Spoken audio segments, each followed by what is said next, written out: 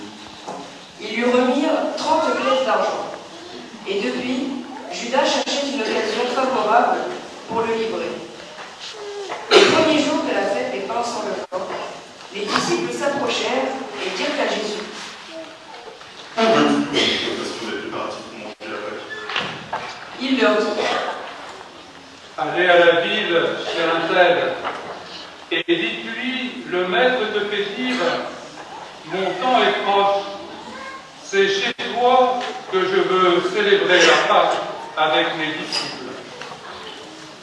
Les disciples firent ce que Jésus leur avait prescrit, et ils préparèrent la Pâque. Le soir venu, Jésus se trouvait à table avec les 12. Pendant le repas, il déclara: Amen, je vous le dis, l'un de vous va me livrer. Profondément attristés, ils se mirent à lui demander, chacun son tour: C'est moi, Seigneur. Prenant la parole, il dit: Celui qui s'est servi au plat en même temps que moi, celui-là va me livrer.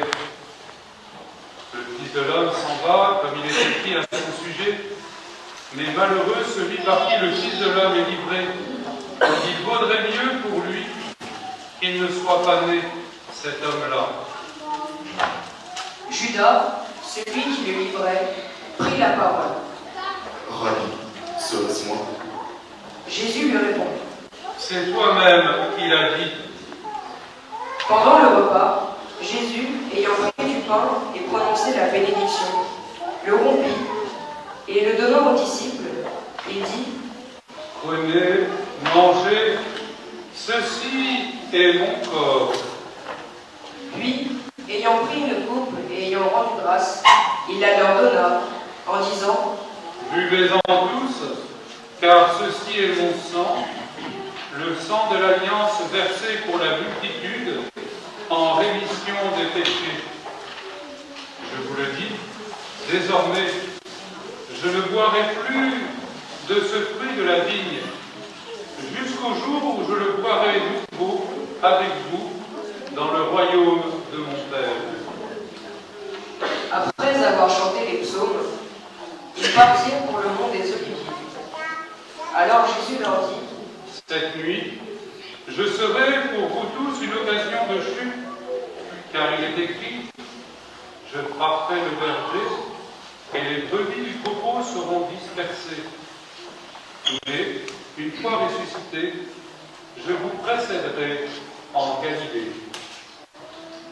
Prenant la parole, Pierre lui dit: Si tous viennent à tomber à cause de toi, moi, je ne tomberai pas. Jésus lui répondit: Amen, je te le dis, cette nuit même, avant que le corps ne chante, tu m'auras renié 3 fois. Pierre lui dit: Même si je dois mourir avec toi, je ne te renierai pas. Et tous les disciples dirent de même. Alors, Jésus parvient avec eux à un domaine appelé Gethsémani, et leur dit: Asseyez-vous ici, pendant que je vais là-bas pour prier. Il emmena Pierre, ainsi que les 2 fils de Zébédée, et il commença à ressentir tristesse et angoisse. Il leur dit alors: Mon âme est triste à en mourir. Restez ici et veillez avec moi. Allant un peu plus loin, il tomba face contre terre en priant, et et il disait: Mon Père, s'il est possible que cette coupe passe loin de moi, cependant, non pas comme moi je veux, mais comme toi tu veux. Puis il revient vers ses disciples et les trouve endormis. Il dit à Pierre: Ainsi, vous n'avez pas eu la force de veiller seulement 1 heure avec moi? Les laissant, de nouveau il s'éloigna et pria pour la 3e fois, en répétant les mêmes paroles. Alors il revient vers les disciples et leur dit: Désormais, vous pouvez dormir et vous reposer. Voici qu'elle est proche l'heure où le Fils de l'homme est livré aux mains des pécheurs. Levez-vous, allons. Voici qu'il est proche, celui qui me livre. Jésus parlait encore lorsque Judas, l'un des 12, arriva, et avec lui une grande foule, armée d'épées et de bâtons, envoyée par les grands prêtres et les anciens du peuple. Celui qui le livrait leur avait donné un signe. Celui que j'embrasserai, c'est lui.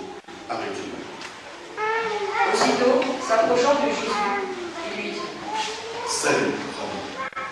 Et il l'embrassa. Jésus lui dit: Mon ami, ce que tu es venu faire, fais-le. Alors ils s'approchèrent, mirent la main sur Jésus et l'arrêtèrent. Un de ceux qui étaient avec Jésus, portant la main à son épée, la tira, frappa le serviteur du grand prêtre et lui trancha l'oreille. Alors Jésus lui dit: Rentre ton épée, car tous ceux qui prennent l'épée périront par l'épée. Crois-tu que je ne puisse pas faire appel à mon Père? Il mettrait aussitôt à ma disposition plus de 12 légions d'anges. Mais alors, comment s'accompliraient les Écritures selon lesquelles il faut qu'il en soit ainsi? À ce moment-là, Jésus dit aux foules: Suis-je donc un bandit pour que vous soyez venus vous saisir de moi avec des épées et des bâtons? Chaque jour dans le temple, j'étais assis ou en train d'enseigner, et vous ne m'avez pas arrêté. Mais tout cela est arrivé pour que s'accomplissent les écrits des prophètes. Alors tous les disciples l'abandonnèrent et s'enfuirent. Ceux qui avaient arrêté Jésus l'amenèrent devant Caïphe, le grand prêtre, chez qui s'étaient réunis les scribes et les anciens. Quant à Pierre, il le suivait à distance, jusqu'au palais du grand prêtre. Il entra dans la cour et s'assit avec les serviteurs pour voir comment cela finirait. Les grands prêtres et tous les conseils souverains cherchaient un faux témoignage contre Jésus pour le faire mettre à mort. Ils n'en trouvèrent pas. Pourtant, beaucoup de faux témoins s'étaient présentés. Finalement, il s'en présenta 2 qui déclarèrent: Celui-là a dit: Je veux détruire le sanctuaire de Dieu, et en 3 jours le rebâtir. Alors, le grand prêtre se leva et lui dit: Tu ne réponds rien? Que dis-tu des témoignages qu'il porte contre toi? Mais Jésus gardait le silence. Le grand prêtre lui dit: Je t'adjure, par le Dieu vivant, de nous dire si c'est toi qui es le Christ, le Fils de Dieu. Jésus lui répond: C'est toi-même qui l'as dit. En tout cas, je vous le déclare, désormais vous verrez le Fils de l'homme siéger à la droite du Tout-Puissant et venir sur les nuées du ciel. Alors le grand prêtre déchira ses vêtements en disant: Il a blasphémé. Pourquoi nous faut-il encore des témoins? Vous venez d'entendre le blasphème. Quel est votre avis? Ils répondirent: Il mérite la mort. Alors ils lui crachèrent au visage et le giflèrent. D'autres le roulèrent de coups en disant: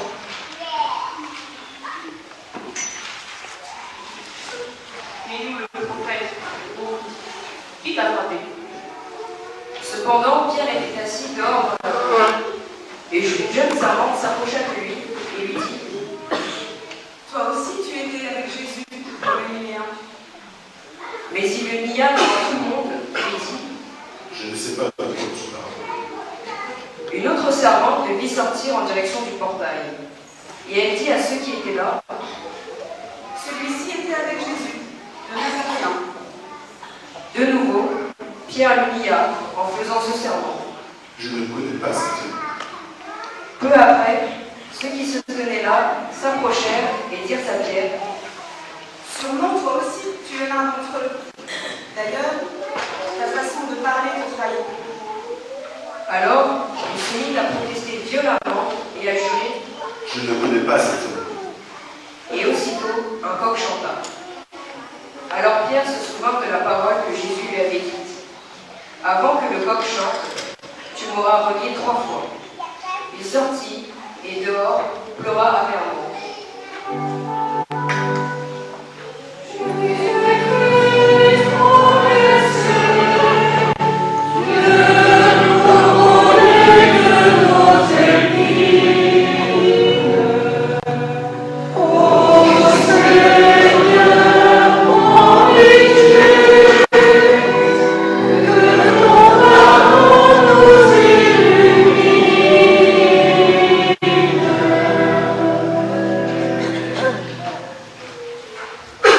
Le matin venu, tous les grands prêtres et les anciens du peuple tinrent conseil contre Jésus pour le faire mettre à mort. Après l'avoir ligoté, ils l'emmenèrent et le livrèrent à Pilate, le gouverneur. Alors, en voyant que Jésus était condamné, Judas, qui l'avait livré, fut pris de remords. Il rendit les 30 pièces d'argent aux grands prêtres et aux anciens, et il leur dit, J'ai péché en livrant à la mort un innocent. ils répliquèrent, Que nous importe, cela te regarde. jetant alors les pièces d'argent dans le temple, il se retira et alla se pendre. Les grands prêtres ramassèrent l'argent et dirent, Il n'est pas permis de le verser dans le trésor, puisque c'est le prix du sang. après avoir tenu conseil, ils achetèrent avec cette somme le champ du potier pour y enterrer les étrangers. Voilà pourquoi ce champ est appelé jusqu'à ce jour le champ du sang. Alors fut accomplie la parole prononcée par le prophète Jérémie. Ils ramassèrent les 30 pièces d'argent, le prix de celui qui fut mis à prix, le prix fixé par les fils d'Israël, et ils les donnèrent pour le champ du potier, comme le Seigneur me l'avait ordonné. On fit comparaître Jésus devant Pilate, le gouverneur, qui l'interrogea. « Es-tu le roi des Juifs ?» Jésus déclara. C'est toi-même qui le dis. Mais, tandis que les grands prêtres et les anciens l'accusaient, il ne répondit rien. Alors Pilate lui dit, « Tu n'entends pas tous les témoignages portés contre toi ?» mais Jésus ne lui répondit plus un mot, si bien que le gouverneur fut très étonné. Or, à chaque fête, celui-ci avait coutume de relâcher un prisonnier, celui que la foule demandait. Il y avait alors un prisonnier bien connu, nommé Barabbas. Les foules s'étant donc rassemblées, Pilate leur dit, « Qui voulez-vous que je relâche ? Barabbas ou Jésus, appelé le Christ ?» il savait en effet que c'était par jalousie qu'on avait livré Jésus. Tandis qu'il siégeait au tribunal, sa femme lui fit dire, Ne te mêle pas de l'affaire de ce juste, car aujourd'hui j'ai beaucoup souffert en songe à cause de lui. les grands prêtres et les anciens poussèrent les foules à réclamer Barabbas et à faire périr Jésus. Le gouverneur reprit, Lequel des deux voulez-vous que je relâche ? ils répondirent, Barabbas. Pilate leur dit, Que ferais-je donc de Jésus, le Christ ? ils répondirent tous, Qu'il soit crucifié. Pilate demanda, Quel mal a-t-il donc fait ? il criait encore plus fort. Qu'il soit crucifié. Pilate, voyant que ses efforts ne servaient à rien, sinon à augmenter le tumulte, prit de l'eau et se lava les mains devant la foule, en disant, Je suis innocent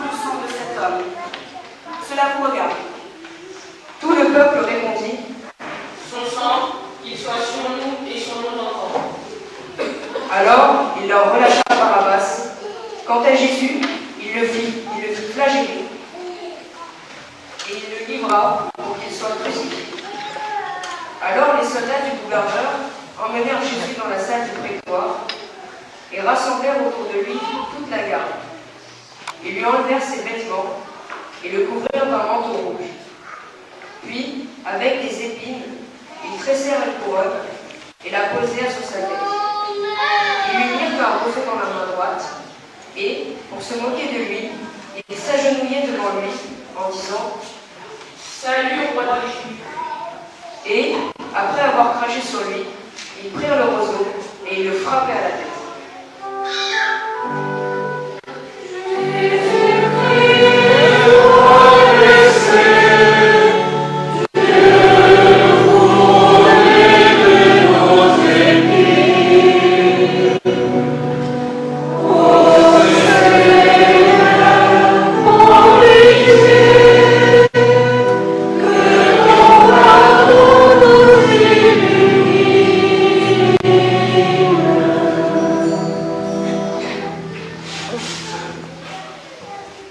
Quand ils se furent bien moqués de lui, ils lui enlevèrent son manteau, lui remirent ses vêtements et l'emmenèrent pour le crucifier.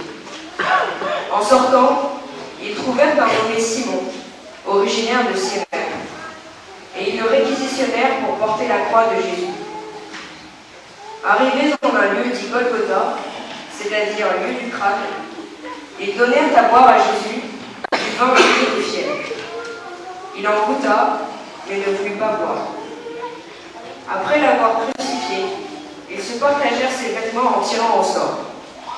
Et il restait là, assis, à le garder. Au-dessus de sa tête, ils placèrent une inscription indiquant le motif de sa condamnation. Celui-ci est Jésus, le roi des Juifs.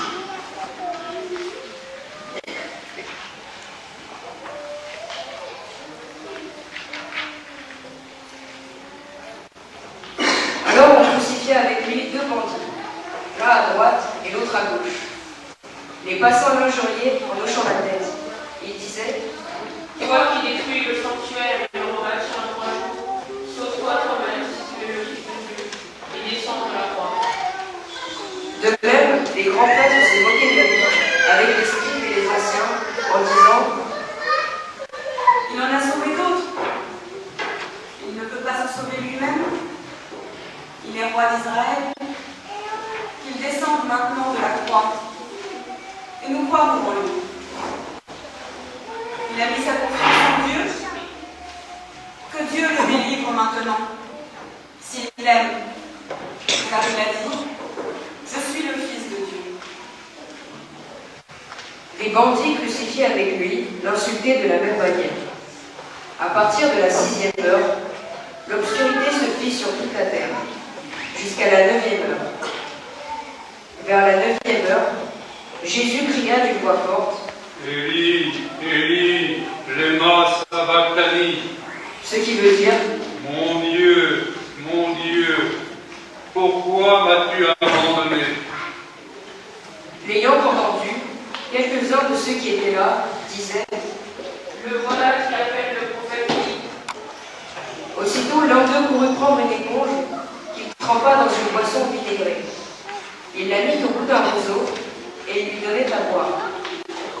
Les autres disaient « Attends, nous verrons bien si Élie vient le sauver. » Mais Jésus, poussant de nouveau un grand cri, rendit l'esprit.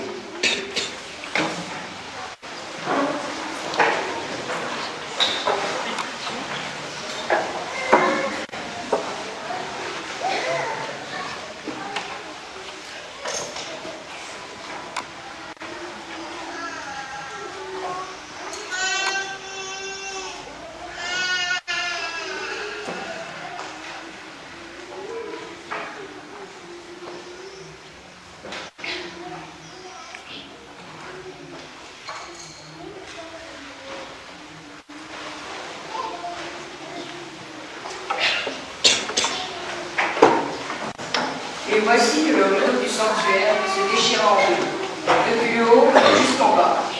La terre trembla et les rochers se fendirent. Les tombeaux s'ouvrirent. les corps de nombreux saints qui étaient morts ressuscitèrent. Et, sortant des tombeaux après la résurrection de Jésus, ils entrèrent dans la ville sainte et se montrèrent à un grand nombre de gens. À la vue du tremblement de terre et de ces événements, le centurion et ceux qui avec lui gardaient Jésus furent saisis d'une grande crainte et dirent: Vraiment, celui-ci était fils de Dieu. Il y avait là de nombreuses femmes qui observaient de loin. Elles avaient suivi Jésus depuis la Galilée pour le servir. Parmi elles se trouvait Marie-Madeleine, Marie, mère de Jacques et de Joseph, et la mère des fils de Zébédée. Comme il se faisait tard, arrivait un homme riche, originaire d'Arimathie, qui s'appelait Joseph, et qui était devenu, lui aussi, disciple de Jésus. Il alla trouver Pilate pour demander le corps de Jésus. Alors Pilate ordonna qu'on le lui remette. Prenant le corps, Joseph l'enveloppa dans un linceul immaculé et le déposa dans le tombeau neuf qui s'était fait creuser dans le roc. Puis il roula une grande pierre à l'entrée du tombeau et s'en alla. Or, Marie-Madeleine et l'autre Marie étaient là, assises en face du sépulcre. Le lendemain, après le jour de la préparation, les grands prêtres et les pharisiens s'assemblèrent chez Pilate en disant: Seigneur, nous nous sommes rappelés de cet imposteur agi, de ce vivant. 3 jours après, je ressusciterai. Alors, donne l'ordre que le sépulcre soit surveillé jusqu'au 3e jour. De peur que ses disciples ne viennent voler le corps et ne disent au peuple: il est ressuscité d'entre les morts. Cette dernière imposture serait pire que la première. Pilate leur déclara: Vous avez une garde. Allez organiser la surveillance comme vous l'entendez.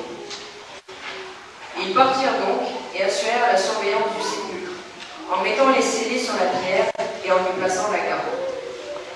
Acclamons la parole de Dieu.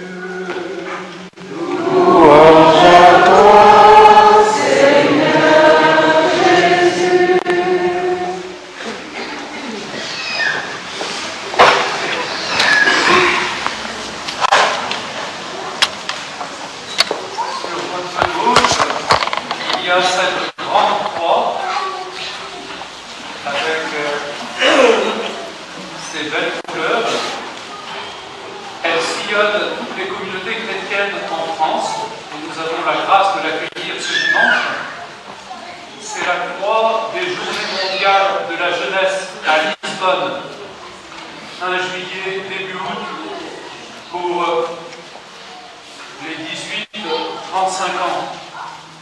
Et nous les portons dans notre prière. Et il y a un groupe qui s'est constitué sur notre paroisse. Si certains sont intéressés, ils n'hésitent pas à se faire connaître. Il est beau de marcher à la suite de la croix de Jésus. C'est d'ailleurs ce que montrent les servants et les servantes au début de chaque célébration, quand à la suite du servant et de la servante qui portent la croix du Christ, tous les autres s'avancent. Et derrière, il y a le célébrant, le Christ se rendant présent à travers lui, par le ministère qui lui a été confié. Voilà, nous marchons à la suite du Christ, nous entourons le Christ pour sans cesse mieux comprendre, mieux connaître avec le cœur le mystère de sa mort et de sa résurrection, et faire l'expérience de ce que cela veut dire dans notre vie. Mais d'ailleurs, nous avons été marqués du signe de la croix depuis le jour de notre baptême, sur le front.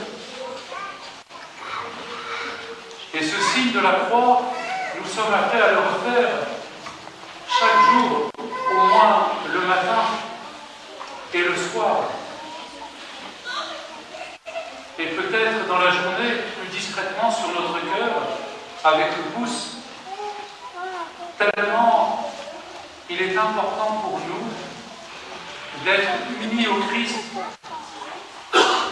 dans le mystère de sa mort et de sa résurrection. C'est là notre identité la plus profonde, celle de chrétien.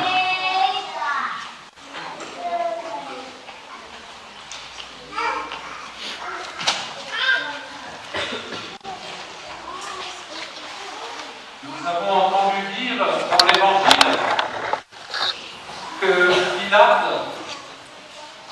avait fait mettre un écriteau sur la croix de Jésus qui donnait le motif de sa condamnation politique.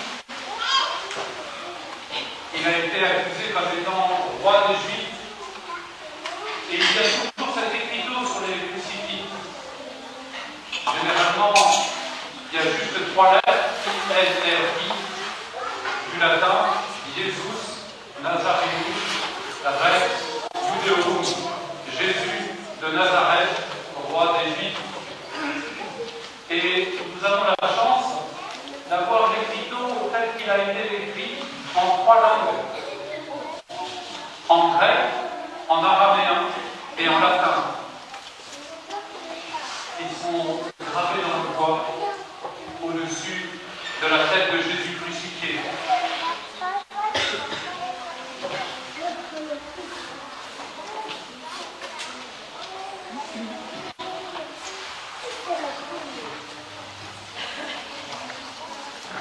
Frères et sœurs,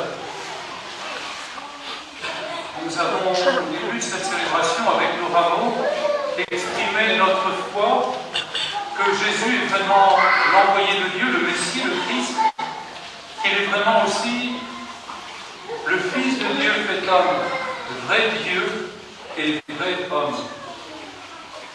Et nous avons repris les paroles de la foule, Hosanna, Hosanna, fils de David, c'est-à-dire Messie, Hosanna, et Hosanna au plus haut des cieux. Ce Hosanna, peut-être nous ne savons pas ce que ça veut dire. Eh bien, c'est de l'araméen, et ça veut dire Dieu, ça veut dire sauve-nous. Sauve-nous. Et quand on l'adresse à Jésus, vrai Dieu, vrai homme, Jésus, sauve-nous. On va le reprendre à chaque messe, pendant le Saint, Saint, Saint Seigneur, pendant le Sanctus. Hosanna au plus haut des cieux, sauve-nous. Hier soir, avant la messe, il y avait les enfants du catéchisme, et une des jeunes filles a posé cette question: mais de quoi a-t-on besoin d'être sauvé?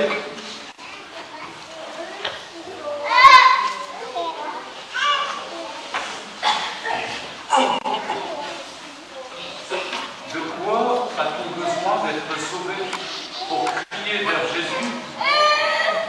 Vrai Dieu et homme, sauve-nous, Hosanna, fils de David. Peut-être que nous avons besoin d'être sauvés de ce que nous n'arrivons pas à faire avec nos seules forces humaines. Par exemple, vivre vraiment et sans tarder la transition écologique.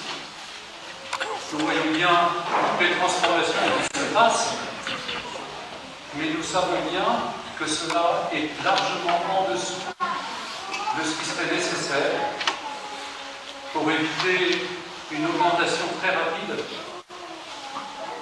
de la température. Et là, on a besoin, sauve-nous. Peut-être qu'on a besoin aussi de ce salut quand nous voyons que les tensions internationales augmentent avec un risque grave de guerre nucléaire. Il y a des efforts humains à faire et ils se font, mais on se dit ça risque de ne pas suffire. Fils de David, Jésus, sauve-nous. Peut-être aussi dans notre pays, On voit des tensions qui augmentent, des difficultés de dialoguer et de s'accepter différents. On voit une extrême gauche très violente et une extrême droite qui cache son jeu mais qui porte la même violence. Et on ne voit pas grand-chose au milieu. Et on peut dire, sauve-nous, Seigneur Jésus.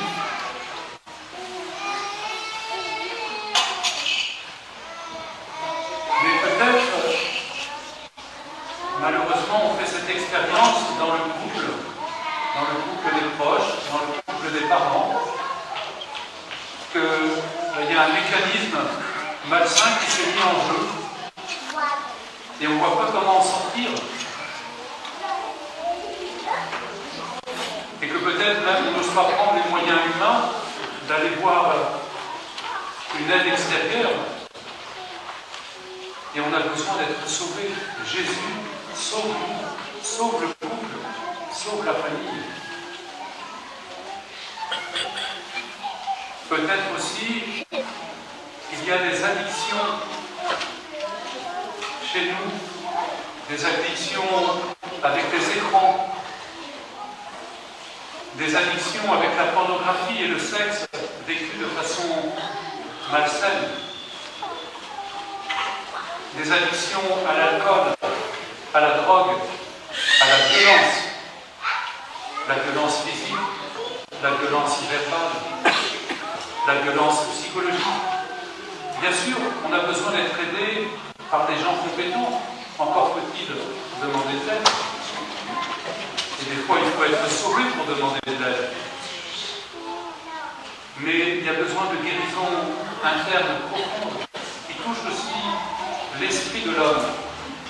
Et on a besoin de Jésus, sauve-nous. Tu es venu me libérer, tu es venu me guérir, tu es venu me pardonner, tu es venu me relever. Et puis nous traversons des moments de désespérance, qu'elles soient psychologiques, morales, qu'elles soient un combat spirituel. Et nous crions vers Jésus, sauve-nous. Frères et sœurs, as-tu vraiment envie d'être sauvé par Jésus? Crois-tu qu'il peut venir concrètement dans ta vie et dans la vie de tes proches et dans la vie du monde pour changer la donne? Le crois-tu? Je t'invite au cours de cette messe et de cette grande semaine dans ton cœur de dire au Seigneur, je crois en toi, viens me sauver, viens nous sauver, viens nous libérer, viens nous rendre la vue pour voir les choses avec ton regard, viens rétablir entre nous des capacités d'écoute et de dialogue, des capacités de compréhension et de pardon, des capacités de bienveillance et d'entraide, des capacités d'accueil et de soutien. Jésus, sauve-nous. Hosanna, fils de David.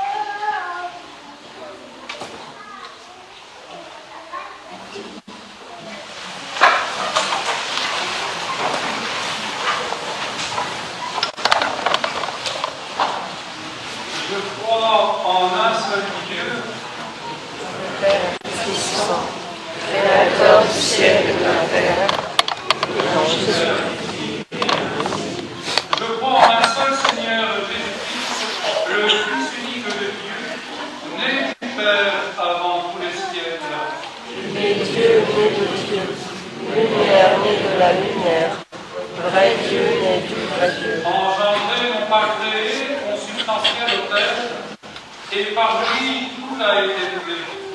pour nous les hommes et pour notre salut, il est descendu du ciel. Par l'Esprit Saint, il a pris chair de la Vierge Marie et s'est fait homme. Crucifié pour nous sous Ponce Pilate, il subit sa passion et fut mis au tombeau. Il ressuscita le troisième jour conformément aux Écritures et il monta au ciel. Il est assis à la droite du Père. Il reviendra dans la vie, les vivants et les morts, et son règne n'aura pas de fin. Je crois en l'Esprit Saint qui est Seigneur et qui donne la vie. Il procède du Père et du Fils. Avec le Père et le Fils, il reçoit l'adoration et la gloire. Il apparut par les prophètes. Pour l'Église, une, sainte, catholique et apostolique. J'attends la résurrection des morts. La vie du monde à venir.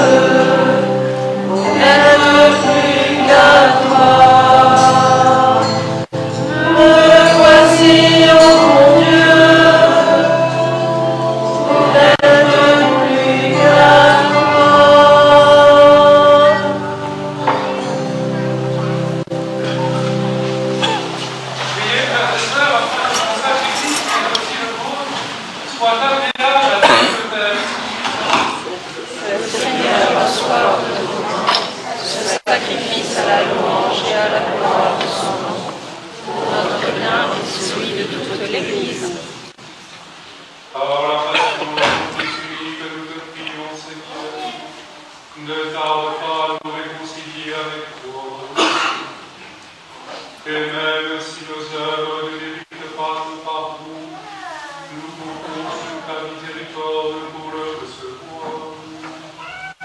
Grâce à l'unique sacrifice du Christ, lui qui vit et règne pour les siècles des siècles.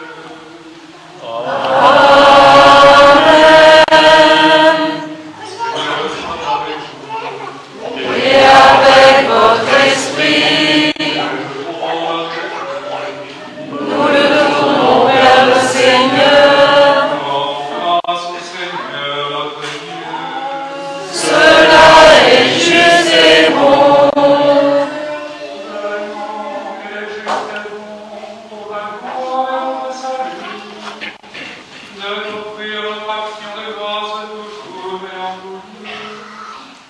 Seigneur, Père très saint, Dieu éternel et tout-puissant, par le Christ notre Seigneur, alors qu'il était innocent, il a voulu souffrir pour les coupables, et sans avoir commis le mal, il s'est laissé condamner pour les criminels. Sa mort a effacé le pauvre, et sa résurrection a fait le jour des justes. C'est pourquoi nous te louons avec tous les gens, et dans la foi nous te célébrons, nous t'adorons en proclamant.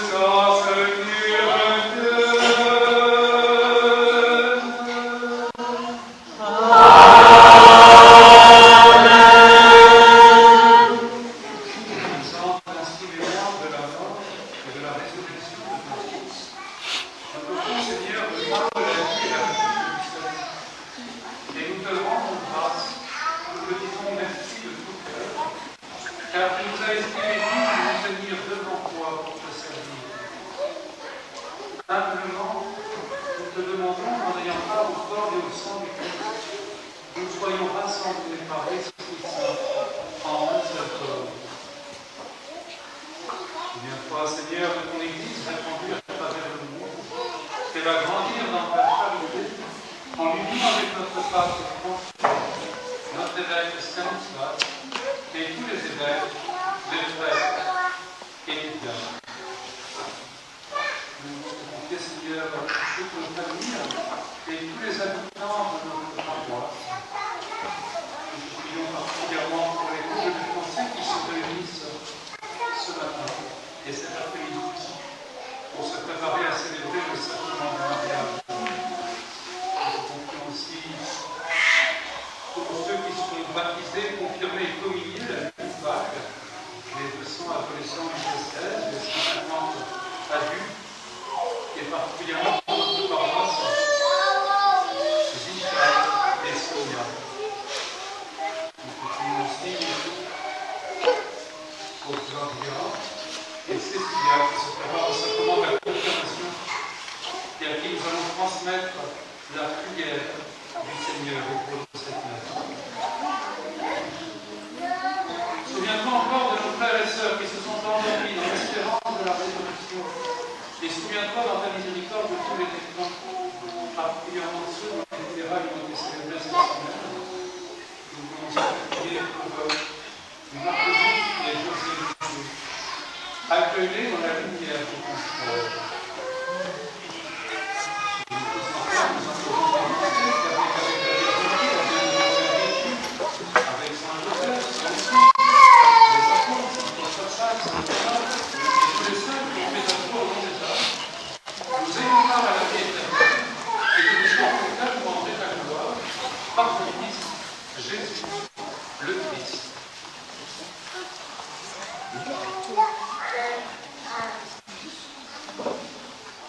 Par lui, avec lui et en lui, à toi, Dieu le Père puissant, dans l'unité du Saint-Esprit, toute honneur et toute gloire, pour les siècles des siècles. Amen.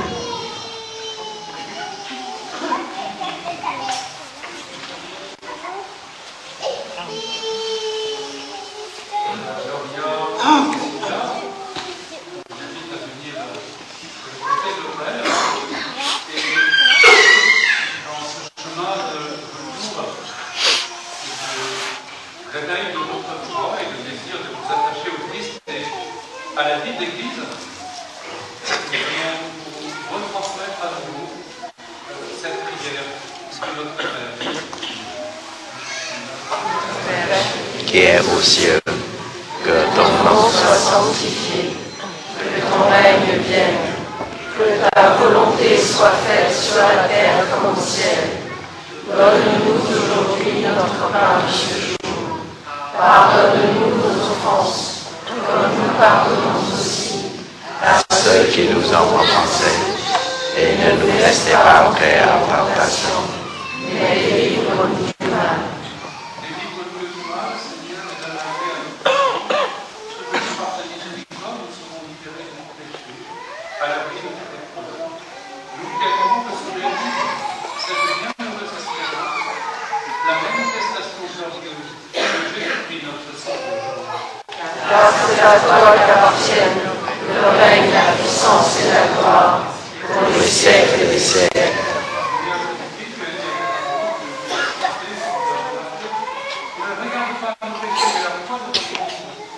Pour que ta volonté s'accomplisse, donne-lui toujours cette paix et conduis-la vers l'unité parfaite, toi qui vis et règne pour les siècles des siècles.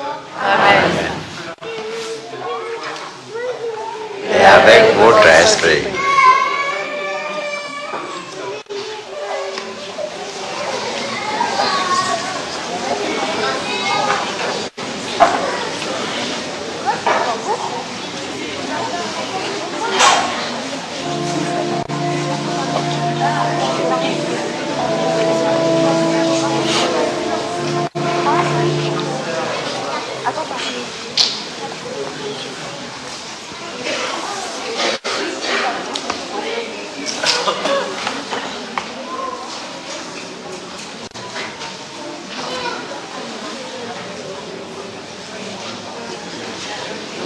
procession de communion. Celle-ci se fera en commençant par les rangs du front. Les allées intermédiaires servent uniquement pour le retour à votre place. Ceci afin d'éviter le bouchon. Il y aura 4 personnes au pied de l'autel, et une de chaque côté le long des murs pour vous donner la communion. Des personnes viendront vous inviter à avancer. Merci d'attendre à votre place que l'on vienne vous faire signer.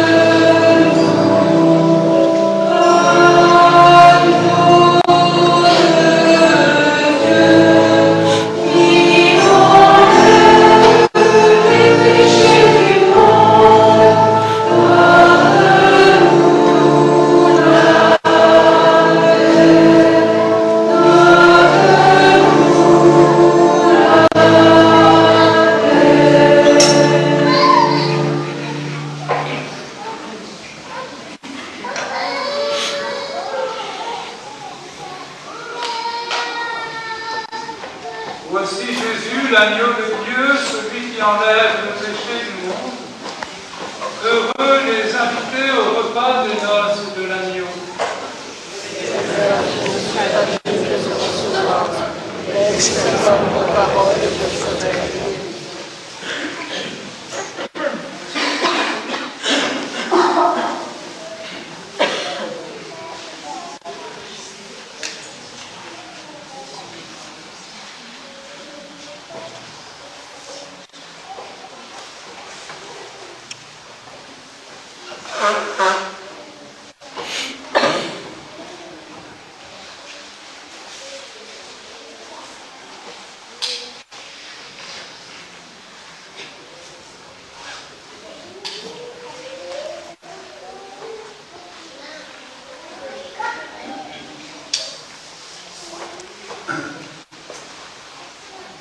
Pour la communion, il ne pas s'agir simplement de communier en suivant tout le monde. Cela demande vraiment un engagement de notre part. Si le mot communion veut dire quelque chose de vrai et de solide, alors laissons le Seigneur éclairer notre conscience. Tout d'abord sommes-nous baptisés, c'est la nourriture des baptisés. Et puis si dans notre vie, il y a eu des grands éloignements avec l'Église, avec la messe dominicale, il y a eu des ruptures importantes avec des proches, avec Dieu, alors bien sûr, il est besoin de cette prière de demande de pardon qui vient du fond du cœur, mais si ces ruptures ont été importantes, il est besoin aussi de confesser cela dans le sacrement de la réconciliation pour obtenir une nouvelle rencontre avec le Christ dans ce sacrement et vraiment être lavé et réconcilié, remis dans la communion. Voilà que chacun laisse sa conscience être éclairée par la parole du Seigneur, par l'enseignement de l'Église, et qu'il agisse selon son cœur.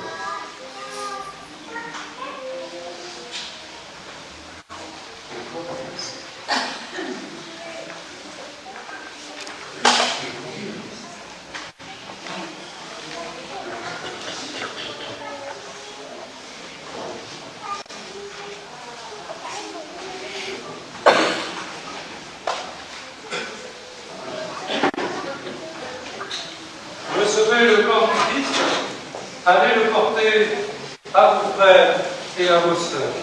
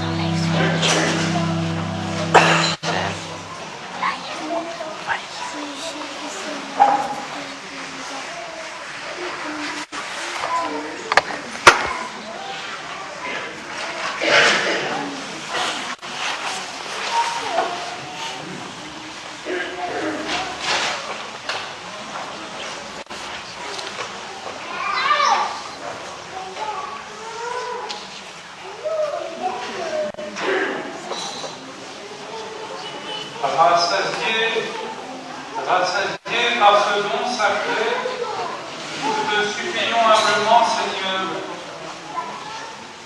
Toi qui nous as donné dans la mort de ton Fils d'espérer les biens auxquels nous croyons, donne-nous par sa résurrection de parvenir au but vers lequel nous tendons. Par le Christ, notre Seigneur. Amen.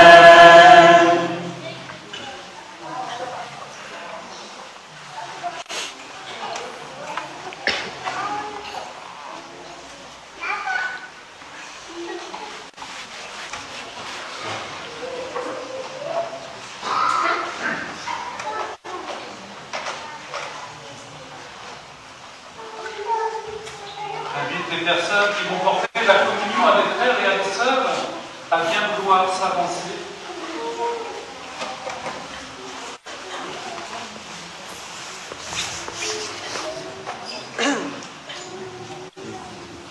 Alors, reçois l'Eucharistie, allez la porter en communion à Marie-Odile et à Dominique, témoigner de ce que le Seigneur nous a fait vivre et nous leur souhaitons un bon rétablissement.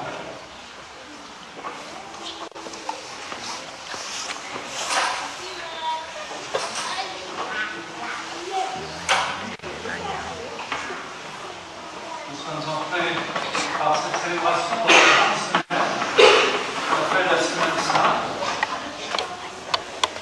Mardi, il y a la messe festivale.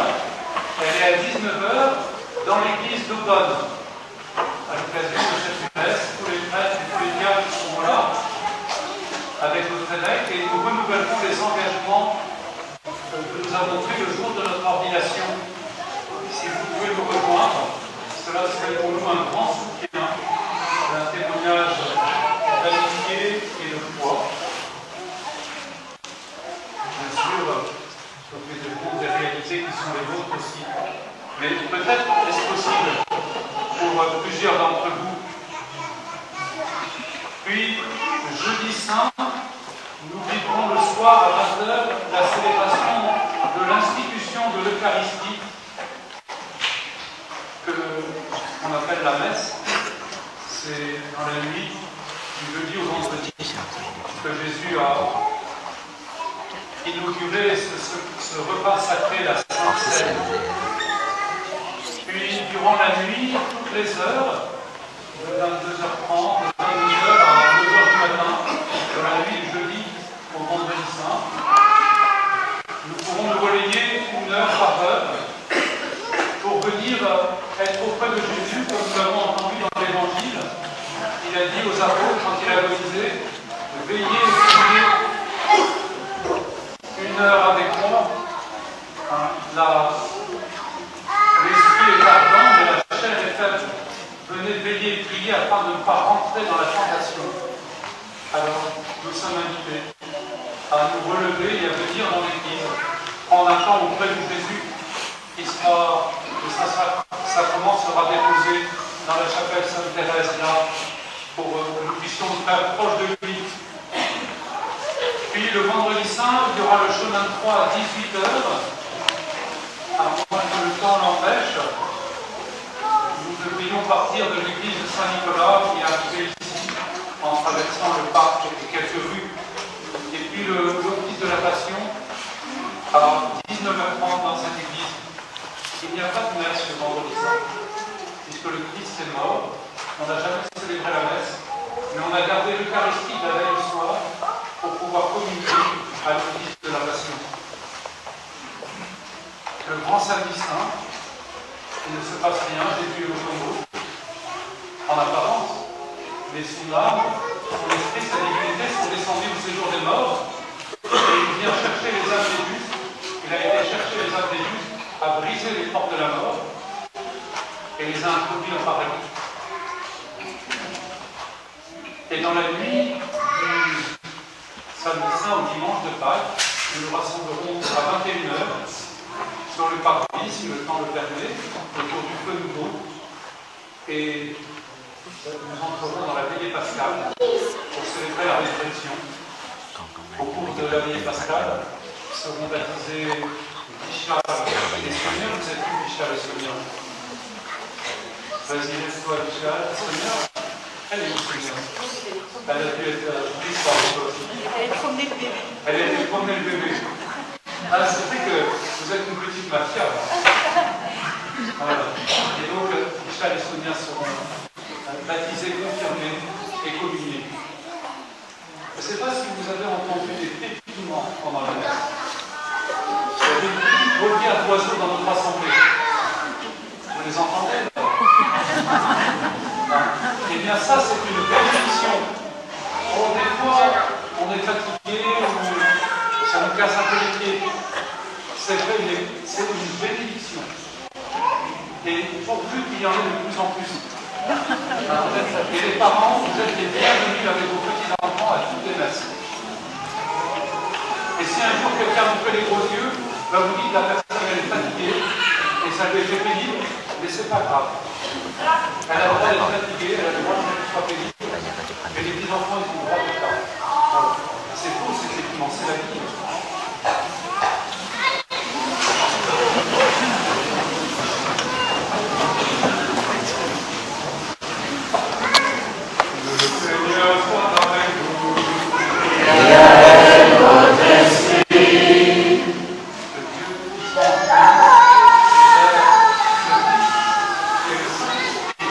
Amen.